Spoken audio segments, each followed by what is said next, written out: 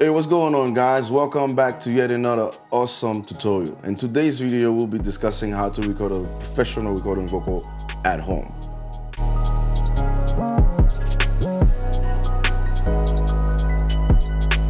To record a professional recording vocal at home, you'll need these following steps. Step 1, you need to set your recording space. What I mean by that, you need to find a nice room with nice acoustic. If it doesn't have nice acoustic, you can fix that. And here's how to fix that. You need to find thick curtains and put in the room, and carpet to get rid of the natural echoes and reverb that the room might produce. Step 2, prepare your equipment. Make sure you have your mic, your stand, your mic cables, the interface cable, the interface, your computer, and the software you'll be using to record ready. Step 3, you need to set up your microphone. If you're not using a SM7B like this, such as this microphone I'm using right now, you're gonna need to use a pop filter. Step 4, you need to find out the right distance for your microphone. Usually about 6 to 12 inches from your mouth. And you need to actually practice with your microphone to find out the sweet spot for your mic, because every single mic is different. The closer you are to your mic, the more bassy it gets. So you have to be careful to use the proper distance. If I'm recording, I'll use the microphone.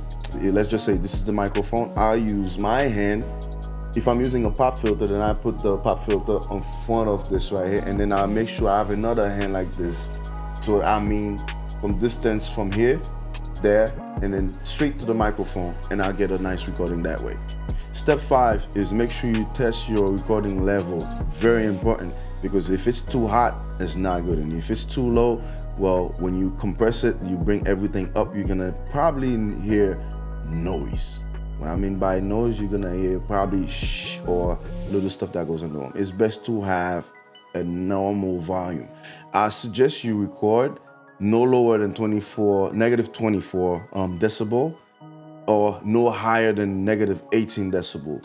Right there around that range, that's your best spot, your sweet spot for any recording. And when you record or talk or sing, whatever you'll be doing, make sure you do it at a consistent level, so you don't have to do that much work after the recording. Next step is step 6.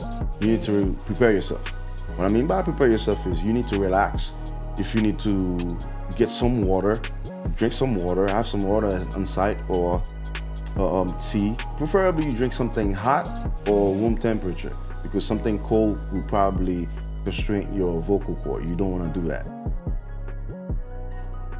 When you're about to record, you don't have any loose clothing on, because sometimes you in the recording, you singing and then you moving. All of those goes inside the recording, which make it a bad recording.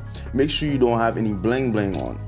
You don't have chain, and change in your pocket, because those things make a big difference in recording a professional vocal. Next step, you need to edit and mix your vocal. If you are not an engineer or somebody that's gonna mix that vocal for you, you're pretty much done.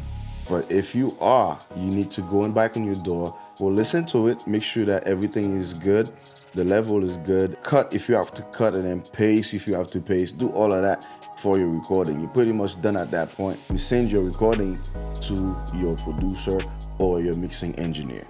It is very important to have a good microphone and a suitable setup and a good acoustic room for your recording, because all these things play a major factor in having that professional vocal. With a little bit more practice, you'll achieve that vocal we're talking about.